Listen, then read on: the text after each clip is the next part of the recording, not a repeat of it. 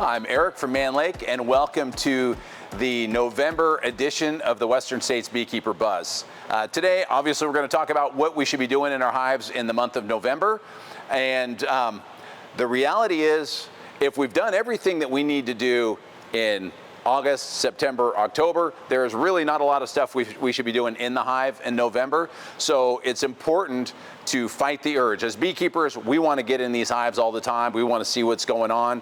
And during these months, November, December, it's really important to just let the bees be and just trust our beekeeping, that we've just done all the things we need to do to make sure that these bees are going to do well through the winter and come back on the other side happy and healthy. So what do we do to kind of get our fix?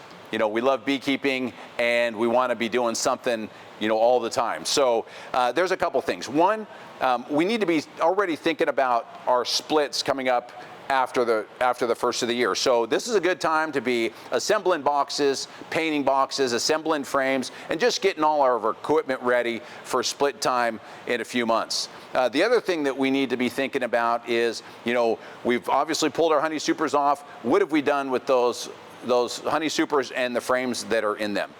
We've got to protect against wax moths, and what we recommend, especially in California where you can't use some of the other products, is a product called Surtan.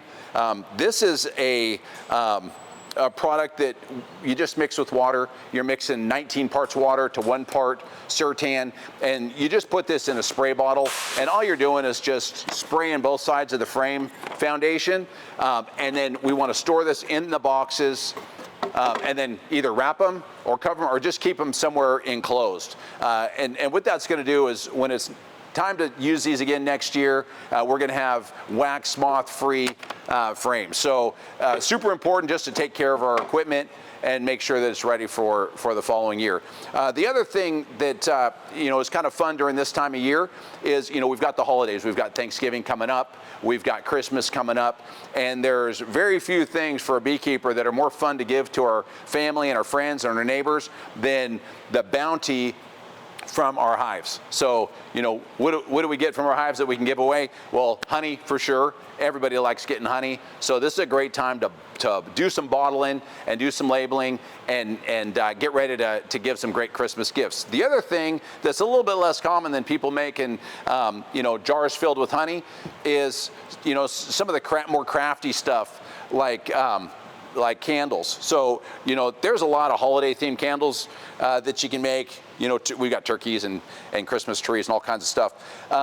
But the key to doing that is you gotta melt down that wax. So you got all your cappings wax. You can use something as simple as this little wax melter here. Just pour that wax into a big mold and come up with a block here. The reason we like these blocks is they're just a little bit easier to manage when you're making some of your decorative candles.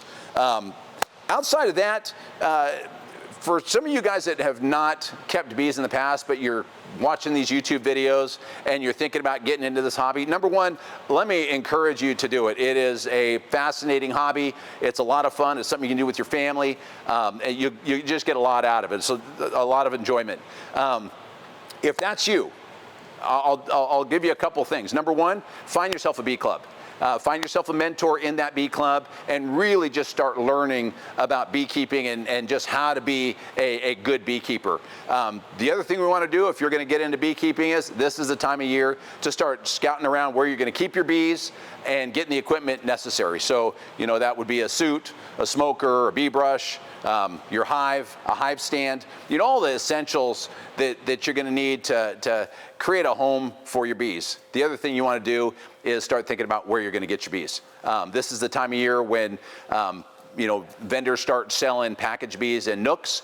So you want to make sure that you get on that list of package recipients or nook recipients, because most of, you know, I'll speak for Mann Lake, we do run out. So this is the time of year that you really want to get your name on that list, order your bees, be ready to roll, and then just keep coming back and watching these videos. You know, we do our best to kind of lay out the year so that if you follow along month by month, we're going to give you a lot of the information that you need to be a successful beekeeper. outside of just this Beekeeper Buzz, we've got a lot of content, and we're trying to just, fill our library with even more that's just going to be useful to you guys and just make you the best beekeepers that, that we can help you be. So that's all I've got for you this month. Hit like and subscribe if you get anything out of these videos, and we appreciate you guys. Happy holidays.